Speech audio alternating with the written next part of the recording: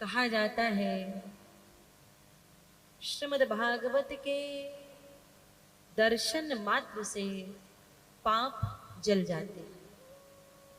श्रीमद् भागवत के दर्शन मात्र से, क्योंकि भागवत है क्या, मूल में बिहारी जी का स्वरूप है।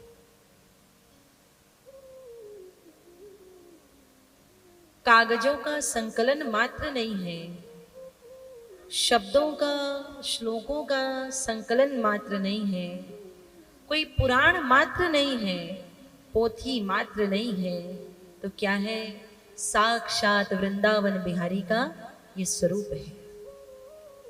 दुनिया में बड़े बड़े मूर्तिकार, चित्रकार हुए, लेकिन महर्षि वेदव्यास भी बड़े दिव्य चित्रकार हुए।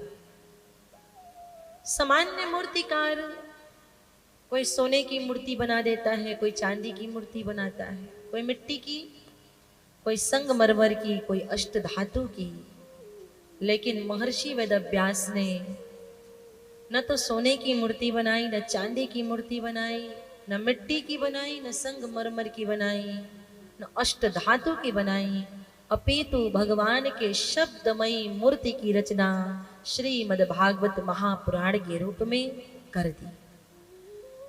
देव ऋषि नारद ने प्रेरित किया। महर्षि वेदव्यास उदास, खिन्न, परेशान, व्यथित, व्याकुल अपने आश्रम में विराजमान थे। देवर्षि नारद आए और बोले, महर्षि वेदव्यास, भक्त के चेहरे में उदासी अच्छी नहीं लगती। भक्त तो नाचता कूदता अच्छा लगता है, उछलता अच्छा लगता है, भक्त उदास अच्छा नहीं लगता। आप उदास क्यों हैं?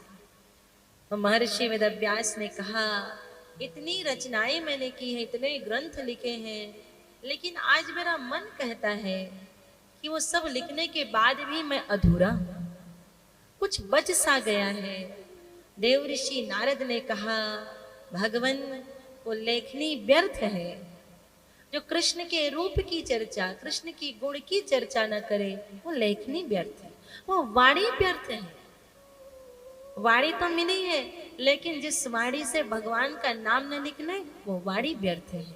तो भगवान, अभी तक आपने रचनाएं की हैं, वो अधूरी हैं, क्योंकि अभी तक आपने कृष्ण के रूप की, कृष्ण की लीला की चर्चा विस्तार से नहीं की है। तो श्रीमद् भागवत महापुराण की रचना करिए। देव ऋषि नारद ने प्रेरित किया। महर्षि वेदव्यास ने एक श्रेष्ठ शिष्य की तरह देव ऋषि नारद के कहने पर 4 श्लोकों को लिखते लिखते लिखते लिखते 18,000 श्लोक में परिणत कर दिया। जब लेखन कार्य संपूर्ण हुआ तो महर्षि वेदव्यास सोचते हैं, इस अनमोल ग्रंथ का उत्तराधिकारी किसे बनाऊं? अपने इस कमाई का वसीयत में किसे सौंप दूं? इतना मैंने कमाया तो है, लेकिन वसीयत नामा किसके नाम में लिखूं? एक सामान्य सा बाप भी 20-25 लाख जब जोड़ लेता है, 50 लाख कमा लेता है, तो सोचता है, इस धन का उत्तराधिकारी किस बेटे को बनाऊं जो इस धन को संभाल करके रखे, बढ़ाए और अपने से छोटे भाई बहनों का ध्यान रखे। किसे बनाऊं? तो वैसे ही महर्षि वेदव्यास सोच रहे हैं, इस दिव्य ग्रंथ का उत्तराधिकारी कौन हो सकता है? तो याद आया, इसके योग्य तो केवल और केवल मेरा पुत्र शुकदेव है, जो परम वैरागी है, और जिसे किसी बात का लालच ही न हो, उसे किस बात का लालच देकर के वापस बुलाऊंगा? शुकदेव जी महाराज महर्षि वेदव्यास की पत्नी है, बेटिका। उनके गर्भ में 12 वर्ष तक रही, और जैसे ही जन्म हुआ है, नारायण के कहने पर जब गर्भ से बाहर आए हैं, जैसे ही जन्म लिए, तुरंत वन में तप करने के लिए माता पिता को छोड़ करके चले गए, एक क्षण भी नहीं रुके। तो जो बेटा इतना वैरागी है, जिसे माता पिता से भी मोह नहीं है, माता पिता की संपत्ति तो दूर की बात है, तो किस बात का उसे लालच दो? कोई धन का लालची हो तो धन के लालच में वापस आ जाएगा। तुरंत महर्षि वेदव्यास को युक्ति सूझी, यदि कोई धन का लालची होता है उसे धन दे करके बुलाया जाता है, लेकिन मेरा बेटा भगवान के लालच में गया है, आएगा भी तो भगवान के लिए घर वापस आएगा।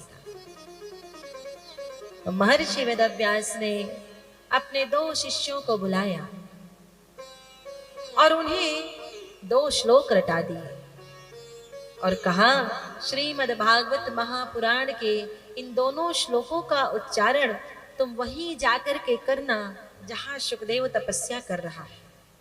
लकड़ियां बिनते बिनते, हवन सामग्री एकत्रित करते हुए, गौचारण करते हुए इन दोनों श्लोकों का उच्चारण जोर जोर से करना जहां सुखदेव तप कर रहा है।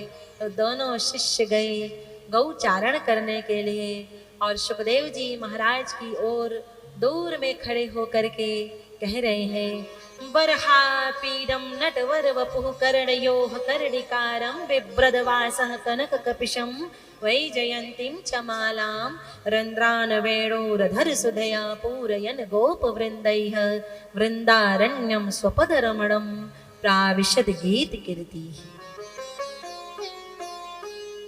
1 मिनट के लिए सुखदेव जी महाराज की समाधि भंग हो गई। 1 मिनट के लिए आंखें खुल गई। अरे ये कौन है जो इतना सुंदर है? इस श्लोक में भगवान के सौंदर्य का वर्णन है। आहा, वो कितने सुंदर है। बरहा पीडम, मोर का पंख शीश पर धारण किए हैं। ध्यान से आप सभी सुनेंगे। इस श्लोक में भगवान के सौंदर्य का वर्णन है। वो है कितने सुंदर। बरहा पीडम नटवर वपुः, मोर पंख को शीश पर धारण किए हैं। नटवर है, सामान्य से नट नहीं है, नटवर है। एक सामान्य सा नट आपके गांव में आ जाए। आज से हमारी कथा में अब झांकी निकली करेंगे। हर कथा में आज शाम को भगवान शिव के विवाह का झांकी यहाँ दर्शन करेंगे आप लोग। कल बाल कृष्ण लाल की झांकी का दर्शन करेंगे, प्रहलाद जी का दर्शन करेंगे। तो एक सामान्य सा नट जब आएगा, सब अपना सिर उठा उठा करके देखने लग जाएंगे, कौन आया कौन आया। थोड़ा सज कर आ जाएगा, पीताम्बरी ओढ़ के आ जाएगा, कुछ बजाते हुए आ जाएगा, तो लोग सिर उठा उठा करके देखने लग जाएंगे कौन आया। माताएं तो खड़ी हो जाएंगी, किसका बेटा है, ये कौन है। एक सामान्य से नट के आने की इतनी महिमा है। भैया ये नट नहीं है तो कौन है, नटवर वपुः, नटवर है। ये नटवर है अर्थात नटराज का भी इष्ट है। नटराज कौन है? नटराज है भगवान भोलेनाथ, और भोलेनाथ के भी ये इष्ट है। नटवर वपुः कर्णयोः कर्णिकारम, 2 कान है और एक कान में कृष्ण ने कुंडल धारण किया है। एक ही कान में क्यों धारण किया है? आचार्य जन कहते हैं एक ही कान में एक कनेर के पुष्प का कुंडल क्यों धारण किया है? तो इसलिए कि जब श्री कृष्ण गौचारण के लिए जाया करते हैं, गैया चराने के लिए जाया करते हैं, तो गोपियां पूछ नहीं पाती हैं, लज्जावश। उनकी जेठ भी है, जेठानी भी है, देवर है, सास है, ननंद है, तो सबके सामने पूछ नहीं पाती हैं। तो गोपियां इशारे से पूछती हैं, केशव आज किस दिशा में गैया चराने जाओगे? तो श्री कृष्ण भी इशारे में उत्तर देते हैं, दाई दिशा में जाते, और दाएं कान में कुंडल पहन लेते। बाई दिशा में जाते तो बाएं कान में कुंडल धारण कर लेते। और गोपियां जोर से कह पड़ती, चलो सखी वहां जाइए जहां बसत ब्रजराज, चलो सखी वहां जाइए जहां बसत ब्रजराज। गोरस बेचत हरि मिले, एक पंथ 2 काज। कर्णयोः कर्णिकारं बिभ्रदवासः कनक कपिशं वैजयंतीं च माला। वैजयंती की माला धारण किए हुए और आहा सुंदर वंशी बजाते हुए आज भी श्री कृष्ण वृंदावन की निकुंज गलियों में प्रविष्ट हो रहे हैं। इस श्लोक का अर्थ यही है। आज भी श्री कृष्ण वंशी वादन करते हुए वृंदावन की गलियों में वहाँ के नन्हे नन्हे वृक्षों के नीचे झुक झुक करके चल रहे हैं।